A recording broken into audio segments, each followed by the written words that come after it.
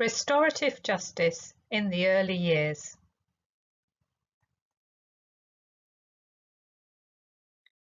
This approach aims to create a positive learning environment where children have the skills to self-regulate, to help everyone understand our responsibilities to our community, to help us all understand our emotions, to encourage us to tell the truth and be accountable and responsible, to increase empathy and social and communication skills, to improve well-being, to reduce conflict and bullying, to reduce the need for behaviour sanctions, to create positive outcomes from negative situations. Restorative justice gives a process for resolving conflict, gives a common language for resolving conflict, focuses on the needs of the person who has been hurt or upset, allows the person who has done something wrong to understand the impact of their actions, encourages that person to take responsibility for their actions. The approach is about resolving issues in a cooperative, constructive way. It also focuses a lot on prevention by building a strong sense of community and of belonging. Restorative justice is based on 4 key features. There are a couple of different ways of defining these, but this one works well. Respect, responsibility, relationship building, relationship repairing. Restorative justice can produce a happier and safer school, mutually respectful relationships, more effective teaching and learning, higher levels of emotional literacy, a culture of inclusion and belonging. How does it work? There is a common language to discuss conflict. It gives a way of seeing behaviour clearly.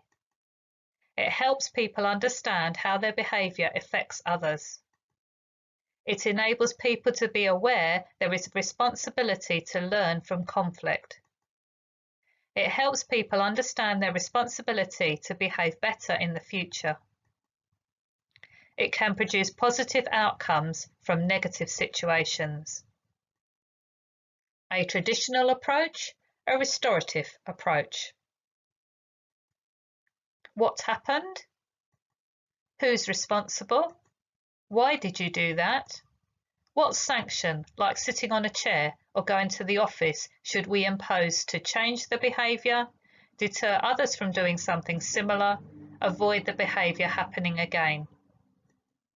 What happened? Who's been affected, hurt or upset? What needs to happen to put things right? How can we support this process to change the behaviour, deter others from doing something similar, avoid the behaviour happening again? More emphasis is put on the personal responsibility of the children. When conflict happens, there is a structure to resolve it.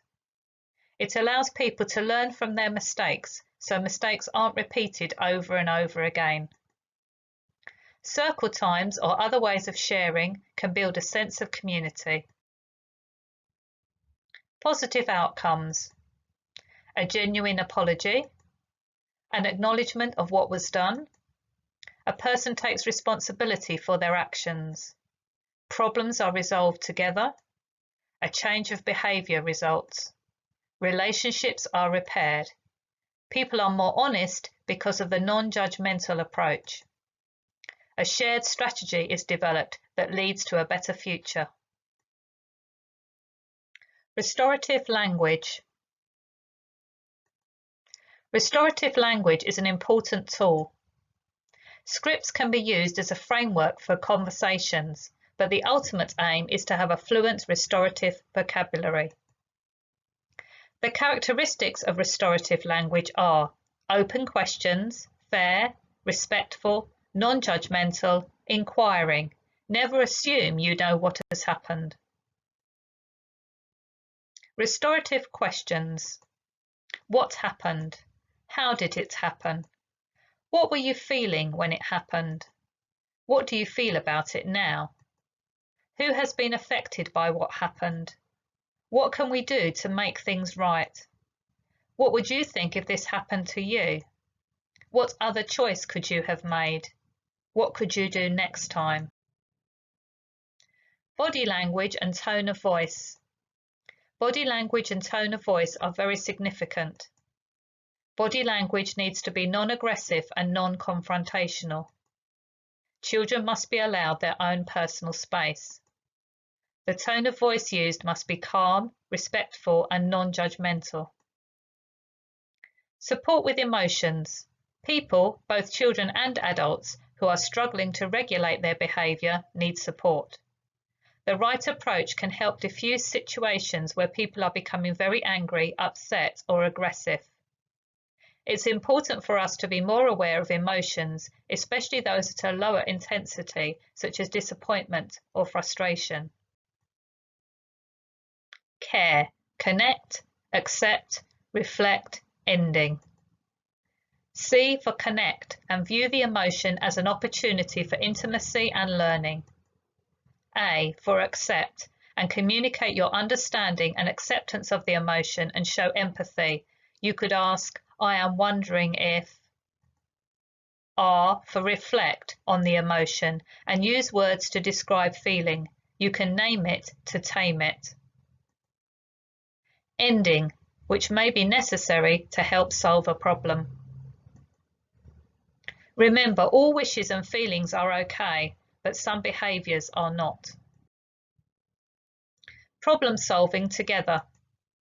When the child is calm and relaxed, explore the feelings that give rise to the behaviour or the problem. Help scaffold alternative ways of responding that could be more appropriate and lead to better outcomes.